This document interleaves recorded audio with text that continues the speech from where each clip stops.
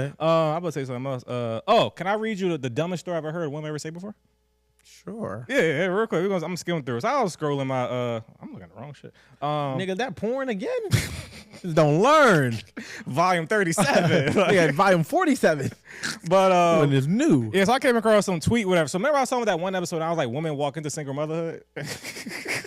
And he was like, "No, kill. What about the anomaly times when guys be sickos, sociopaths?" I was a feminist that day. Fair, you good. Taking notes. What about the men that are sociopaths and they paint this good picture, then turn crazy? It's like, yes, that happens once a millennium. Yeah, but for the most part, niggas was trash day one. He ended up being trasher day 7. Like whatever. So there's one girl. She was like, I met a guy in 2012. Ain't this your girl voice? In 2012. We didn't date for long before I got pregnant. Okay, so first of all, ladies, we have already hit the first roadblock. You met the guy, not long, got pregnant. This is your sign from above. Whoever you believe in to be like, abort, pun intended, the mission. Do not go further. Do not pass go. But let's continue because, of course, women always go past go. She said, I got pregnant. And he said, second sign. He said he wasn't ready. Now, remember I said I was telling my daughter, I would say, Queen, you don't need to do this and that. This is going to happen. Do this and that. And I will hope she takes heed to my lessons. He said he wasn't ready. I didn't pester him. I took it as my cross because I have, whatever. My parents were mad at me. My father didn't speak to me for months because I disgraced him. I was 29 at the time, old dumb bitch, and I just finished my postgraduate diplomas. Smart dumb bitch. The guy cut me off for months. All I did was pray and ask God for help. After 4 months, he called and asked me what I wanted. I told him I would love us to bring up the child together. Cause I didn't want to be raising as a single parent. So I'm gonna fast forward a little bit, whatever. So they go on, get married, whatever. And what do you know? It's a terrible marriage. Who could have saw that coming? So it's a terrible marriage. He cheats on her all the time. Who saw that coming? Of course, whatever. So she ends up leaving him. No, I'm sorry. Yeah. So she ends up like moving out. He didn't even know she moved out or told anybody moved. So he didn't give a fuck about her at all, whatever. So he moves to her parents' house. He's like, all right, I don't give a fuck, but I'll still pay for my daughter. Cool. Pay for my daughter. We good, whatever. But she didn't want to divorce him for some reason. She's like, he'll get together. We'll live happily ever after. Cool, whatever. She didn't divorce him. She decides to go fuck somebody else. That's your business, right? That's your pussy to manage. That's fine. How did you get all this from one tweet? It was a whole thread. Okay. I just stopped reading. Oh, all right, got it. It's a whole thread. So she fucks somebody else. What happens, Wolf? She gets pregnant again. So she gets pregnant by the second guy. What does she do? Keep the baby. So she keep the baby, tell the husband who she still didn't divorce. Now, of course, men and their egos. He like, bitch, I've been cheating on you. It ain't your time to cheat on me. That's not how this shit go. So he like, deuces, I'm done with you and all the kids. I'm out. That's my exit ticket. Yeah, so he come back around and start just paying for his kid again. He kind of forgives her, or kind of say, "Is this a Tyler Perry movie?" Yeah, my kid shouldn't suffer, whatever. But that's she's the like, name of it too. My kid should suffer too. My kid shouldn't suffer. But she was like, all right, but can you also help me raise the other kid? Because that person left me too. I'm a single parent to two kids. He was like, bitch, have you lost your mind? That's not my kid. You is still her husband.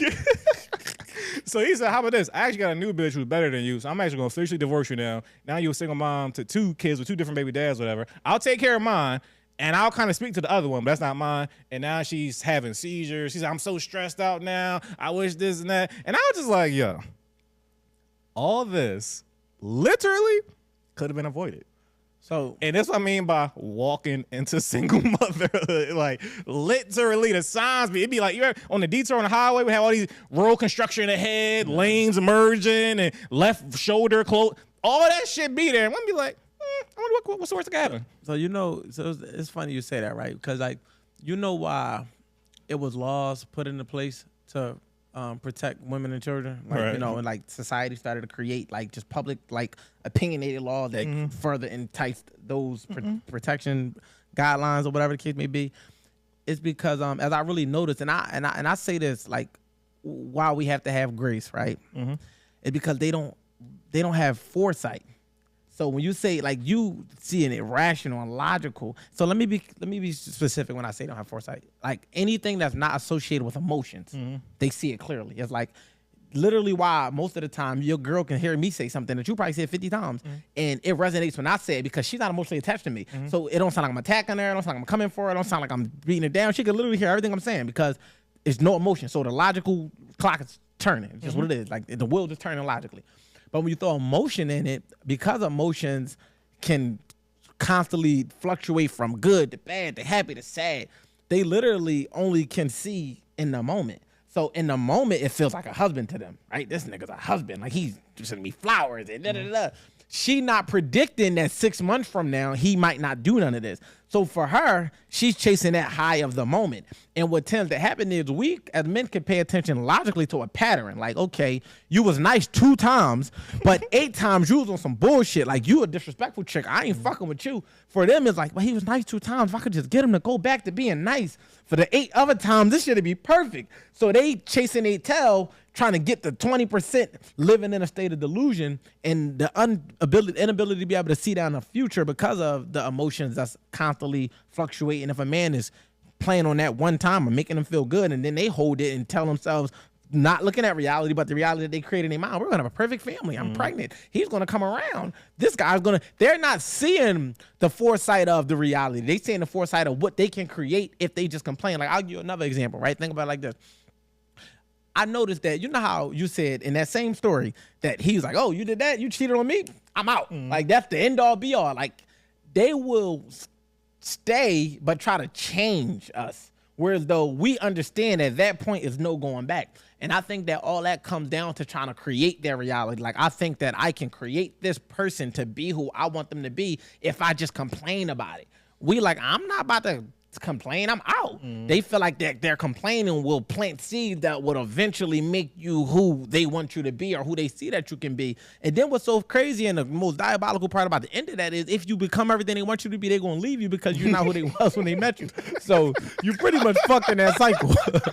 But to get all the way back to it, I learned to have grace with them because they really, even if I don't care how they feel about this clip, they might look at me a certain way for saying it, but I'm not saying they don't have foresight in regular life. I'm saying that when it comes down to their emotions are involved, that's why when they get mad, they see red. When they get sad, they just see fucking blue sky. I mean, not blue skies, clouded skies and had a blues. Like when they happy, they just see rainbows and flowers. It's like they're in that moment. So if you ask a woman something while she's happy, you're going to get a different response than you ask her. And they might say, that's with anybody, right? But in most cases, no. Right is right with us. We know, even if I'm pissed, I'm like, but I still got to do this. I still got to handle my responsibility. I'm mad, but my madness is not about to make me do X, Y, and Z. Me as a mature man can't speak to the immature. You feel what I'm saying? Whereas though it don't matter the level of maturity. If like your mom was happy, hey, mom, can you do that? Like she could have a bad day, it has nothing to do with you. She's still going to say no to the same thing she would say yes to if she was happy. So to land a plane, whatever the case may be, matter of fact, I'll park that point and I'll let you. Do you have anything to say before? Yeah, I'll go ahead because I got another point, but I don't want that to be a 6 minute. Don't forget it. I was gonna say women don't have foresight. Second, no, but no, I was gonna say I don't know. So you're saying that all? I was saying just emotionally. You saying that all? No, I'll keep the smut centered on my girl because recently she added some crazy smut on my name and. Disrespect. Was it public smut? I think the behind the scenes smut is worse than a public smut when it comes to your relationship. Always. Because they be like, yo, go ahead. Sure, always. So it's nothing worse. The smut from a woman is always worse when it's like they gaslighting and like flip changing reality. It's just like, oh my gosh. Yeah. So what she told to me when we was on vacation, like, this shit been still my mind ever since then. Cause I was so like flabbergasted by it. Vent, bro. Yeah. Yeah. So she was like, yeah, like something. You think you're a better planner than me? And I was like, I think I'm a better planner than you. Like, did I say that? No, I just thought it was a fact. I didn't think I. I just thought I was. Oh, like, he said it. Yeah. So, but she was like, no, you just like to plan everything, but so you make it seem like I'm not as good of a planner as you are. She's like, no, actually, outside of us, I plan things all the time. I plan things in my job. I plan a pizza party, all type of weird ass dumb shit she's talking about, whatever. And I was like, so you think? I really was so confused. I was like, so you think I plan mostly everything in our life because I want it to be that way? Like, it's like I did, or is it because you think I'm trying to outplan you? Yeah, like it's like, and you say this after 9+ years. Like, so how long? When did this philosophy come into play? Like, so, how long was it a competition? Right. Like, and I was just like, and I was so confused. I'm like, oh, this is one of those things where I'm like, oh, you're so used to the reality I've built that you think shit just go this way naturally. Like, and it's like you don't realize that I make boxes for you to, and that's gonna sound crazy, but I make boxes for you to fit in. This is our first. No, I mean that's our offense. That's like, a leader mentality. Right. That's not just in relationships. Yeah, and I always used to, I always use LeBron and Kyrie as an example, where it's like LeBron and Kyrie had a great partnership at the time, whatever. And I felt Kyrie didn't really understand it. He thought like, oh, this nigga trying to control everything. I can do this shit on my own. It's like, then with the boss, and you just realize, no, you can't, nigga. It was much easier when you had to stay in these confines of the shit he built and just do this, and we could both go to glory and be the greatest ever. Yeah. You thought this nigga doing too much. He think he does now. I hit that big shot. Yeah, but no, nigga. Like I was leading this shit. Yeah. So I was sounding like, yo, babe, like I would never say you're not valuable, whatever, but literally I'm like, the biggest thing about planning is time management. Yeah.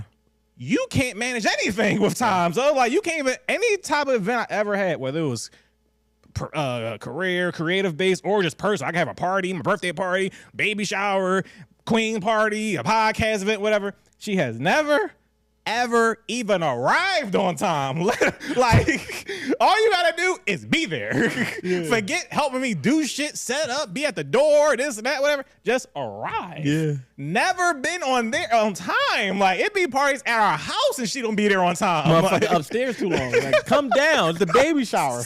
Motherfucker looking at his fucking clock. Baby didn't even come out on time. Like how you like? And I was so confused. And I was like, and it's not like I look down on that. I just understand that's not your strong suit, and that's totally fine. Like, but if you would try to flip it on me and say like, no, I could plan this whole shit for you, just allow it to, like, LeBron, you got to do everything. That's the gaslighting shit right there. It's like, dog, that right there, because it's like. And also, she has no foresight. Back to that. That's how I think about it. You have no foresight to even plan shit. That's not your strong suit. Have foresight. You have, because to plan shit properly in many sense, you have to have the foresight to see, okay, not that way. We're gonna do it this way. And to add to having foresight is also about being able to understand the risk factors and the things that might not go right. Absolutely. And if you have a vision and you're hung on it going your way and you want to control the outcome of it and do whatever you got to do, that's not really having foresight, because it's certain things that's unforeseen and that's uncontrollable that you have to kind of prepare for, but just kind of be aware of the possibilities. So it don't mean that your vision can't go the way you wanted to go, but you can't control the uncontrollable. So I think that plays a factor as well, where though when you're looking down the road, you're like, okay,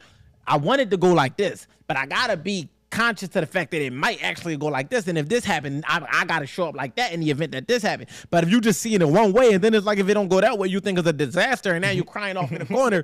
It's like, no, that's why we didn't want you in the fucking driver's seat, because I would have knew that was a possibility that it might rain on an outside event, because nobody can control Mother Nature. But to get back to the whole thing about like, oh, if you would just let me, that's the part that I don't like, in no relationship, especially not my own, is like, a man, we not in your way. Like in most cases, we not trying to stop y'all from doing nothing. What tends to happen is we know that shit need to get done. We step up, we fill the void. And then us filling the void, you feel like you can't step up and do it. But we never verbally say, oh, you can't do that. Don't do that. We don't want to help. We don't want you to do that. We just basically look at it like it got to get done. And before I got to negotiate with you on how it's going to get done, I'm going to just do the shit. If you want to help, feel free to come over here and help. Everything don't involve an invitation. You follow what I'm saying? I feel like that be the thing. It'd be like if we don't invite them in to help, then they feel like we're restricting them from helping them. You want to just do it by yourself? I actually don't want to do it by myself. I actually would like to help. But it's one of them situations where it's like, I look at like find the spot to fill in. If you see that, let's just use something simple as fucking cleaning, even though that's not something that niggas gonna do all day every day. If I'm in the kitchen, I'm doing the fucking dishes, and you see the floor need to be mopped, you don't gotta wait for me to say mop the floor. Come in and say, oh, it'd be smart if I just grab the mop and mop the floor, because it'll help this motherfucker. Niggas be like, no, don't do it. Don't do like a nigga be like, don't touch that mop, motherfucker. You know that's my chore. Like, you follow what I'm saying? So it's like when y'all say shit like, yeah, if you would just let me, it come off, then that's how you say this gaslighting, because it's like a nigga never told you couldn't.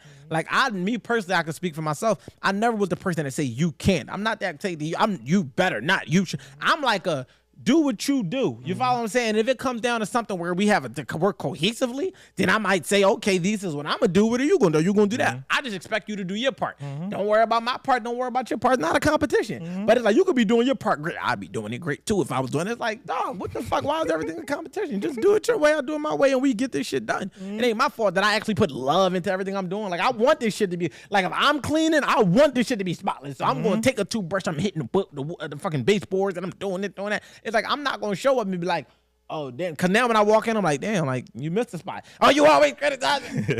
Do you want the floor to stay dirty, motherfucker? Like, I'm just trying to let you know